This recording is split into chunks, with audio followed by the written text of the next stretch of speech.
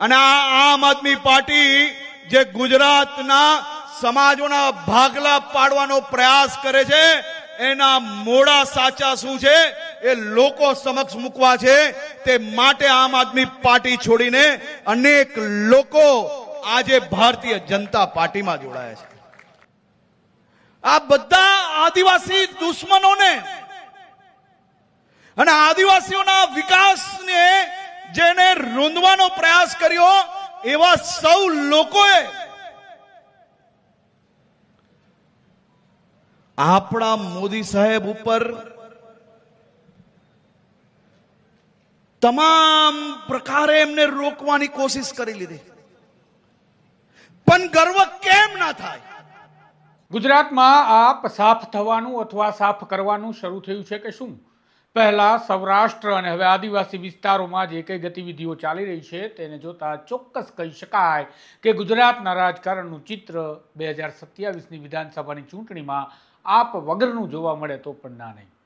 ભલે હાલ આમ આદમી પાર્ટી મજબૂત વિપક્ષનો વિકલ્પ બનવાના ભાષણ આપી રહી હોય, પરંતુ એ દાવો પોકળ ત્યારે સાબિત થાય છે જ્યારે તેમની પાર્ટી જ મજબૂત ન હોય તેમ એમાં ગાબડા નહીં પણ કૂવા ખોદાઈ જાય છે અને આમ આદમી પાર્ટી તેને રોકી શકતી નથી.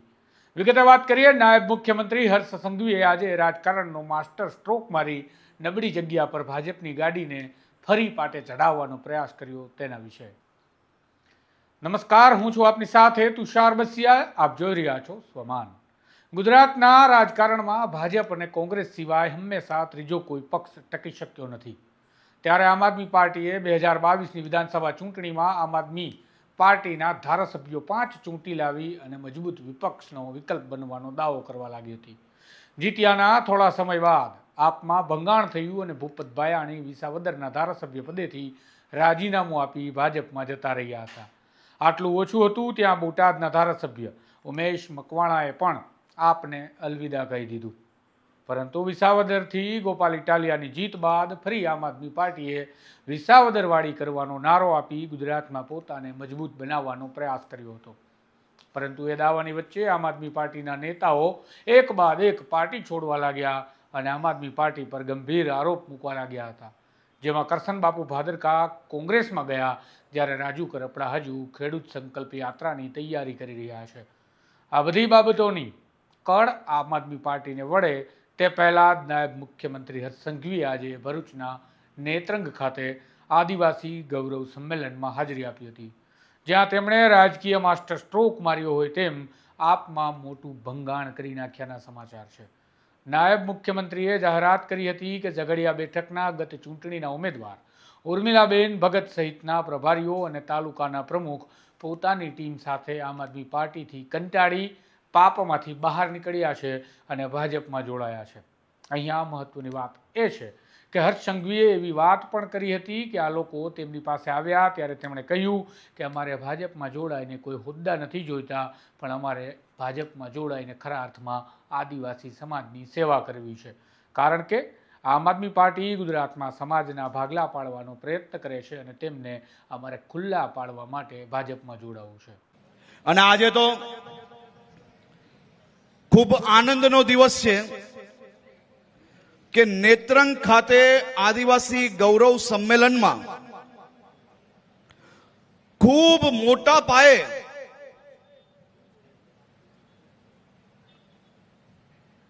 આ વિસ્તારના યુવાન અને અનુભવી કાર્યકર્તાઓ અને નેતાઓ આજે ભારતીય જનતા પાર્ટીમાં જોડાઈ રહ્યા છે.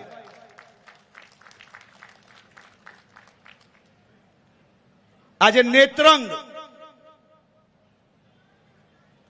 અને નેત્રંગની આજુબાજુના વિસ્તારમાં કામ કરતા મોટા ભાગના આમ આદમી પાર્ટીથી કંટાળેલા એના કાર્યકર્તાઓ એ આ વિસ્તારના હિતમાં, આ વિસ્તારના વિકાસમાં ભારતીય જનતા પાર્ટી જોડે જોડાઈ રહ્યા છે. ત્યારે હું બધાનું અહીંયા ખૂબ ખૂબ સ્વાગત કરું છું. આ સૌ લોકો જ્યારે અમારી પાસે આવ્યા ત્યારે એક જ વસ્તુ કહ્યું કે અમારે ભાજપમાં જોડાઈને કોઈ હોદ્દા નથી જોઈતા, પરંતુ અમારે ભાજપમાં જોડાઈને ખરા અર્થમાં આદિવાસી સમાજની સેવા કરવી છે.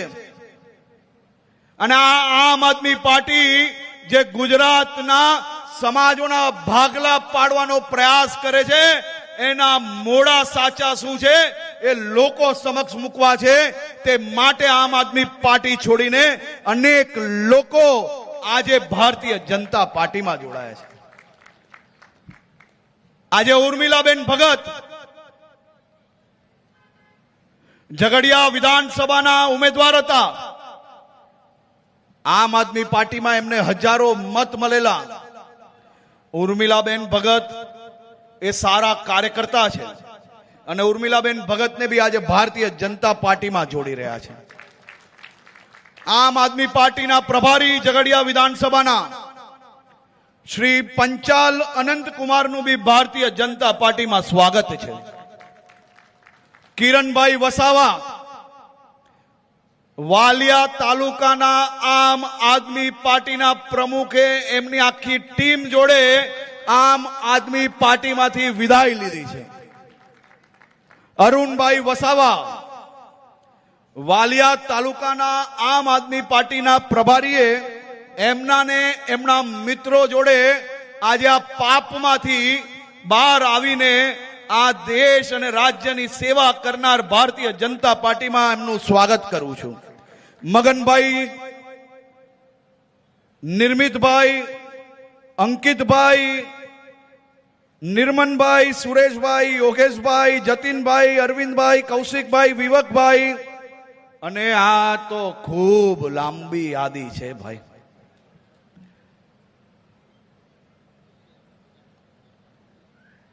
સવારે આ લોકો આવ્યા તો એમ કે સાહેબ 10-15 મિનિટ લાગશે. એટલે મેં કીધું કેમ મોડા થઈ ગયા? તો એમ કે આ વિસ્તારના આમ આદમી પાર્ટીના કાર્યકર્તાઓથી લઈને નેતા અમે બધા જ લોકો જોડાઈએ છીએ, તો થોડું તાલુ કાર્યાલય પર મારીને આવીએ, કારણ કે એમ કે કોઈ બેસવા વાળું હવે બચ્યું નથી. હર્ષ સંઘવીની આ વાત સૂચવે છે કે હવે આપ ચૈતર વસાવાને પોસ્ટર બોય તરીકે રજૂ કરી આદિવાસી વિસ્તારોમાં મજબૂત બનવાનો પ્રયાસ કરી રહી હતી, તે નહીં કરી શકે. સાથે જ હર્ષ સંઘવીએ ભાજપના રાજમાં ગુજરાતમાં આદિવાસી વિસ્તારમાં કેવા વિકાસના કાર્યો કર્યા છે તેની સિદ્ધિઓ પણ મંચ પરથી ગણાવી હતી. તેમણે કહ્યું હતું કે કોંગ્રેસના રાજમાં તો આદિવાસી વિસ્તારોમાં શાળાના પણ ઠેકાણા ન હતા, જ્યારે ભાજપ સરકારે શાળાઓ અને હોસ્ટેલો સહિત કોલેજોની પણ વ્યવસ્થા આ વિસ્તારોમાં ઊભી કરી છે. ટૂંકમાં હર્ષ સંઘવી કહેવા માંગતા હતા કે ભાજપ એક જ છે જે આદિવાસીના હિમાયતી છે, બાકીના રાજકીય પક્ષો તો આદિવાસીના નામે રાજકારણ જ કરે છે. આ બાબતે તમારું શું માનવું છે? ગુજરાતમાં આપ સાફ થશે કે પછી આવા ગાબડા પાડવાથી ભાજપને અંતે તો નુકસાન ભોગવવું પડશે? જવાબ કમેન્ટમાં જરૂરથી જણાવજો. ચેનલને સબસ્ક્રાઇબ કરવાનું ભૂલતા નહીં. નમસ્કાર.